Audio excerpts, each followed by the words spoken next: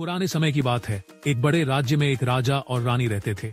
राजा बहुत वीर, न्यायप्रिय और प्रजा के हितैषी थे। रानी सुंदर और बुद्धिमान थी। दोनों का राज्य सुख समृद्धि से भरा हुआ था, लेकिन उनके जीवन में एक कमी थी, उनकी कोई संतान नहीं थी। राजा और रानी ने अपनी संतान के लिए कई मंदिरों में पूजा अर्चना की। एक दिन राजा ने स्वप्न में एक साधु को देखा। साधु ने कहा, राजा, तुम्हारी प्रार्थना सुनी गई है। जल्द ही तुम्हारे राज्य में एक दिव्य संतान का जन्म होगा, लेकिन उसकी परीक्षा के दिन भी आएंगे। कुछ समय बाद रानी ने एक सुंदर राजकुमार को जन्म दिया। पूरे राज्य में खुशी का माहौल छा गया। राजकुमार बहुत बुद्धिमान और साहसी था। जब वह बड़ा हुआ तो उसने अपने राज्य और प्रजा के लिए एक दिन एक दुष्ट राक्षस ने राज्य पर हमला कर दिया। राक्षस बहुत शक्तिशाली था और उसकी शक्ति से राज्य की सेना हारने लगी। राजकुमार ने राक्षस का सामना करने का निश्चय किया।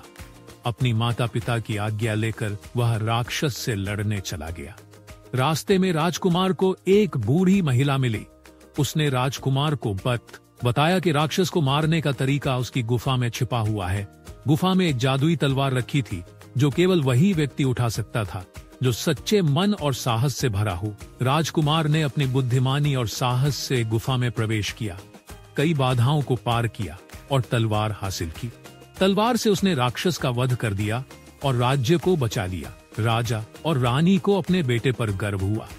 राजकुमार की बहादुरी और बुद्धिमानी के चर्चे दूर दूर तक फैल गए। इस प्रकार राजा और रानी का राज्य फिर से सुख, शांति और समृद्धि से भर गया।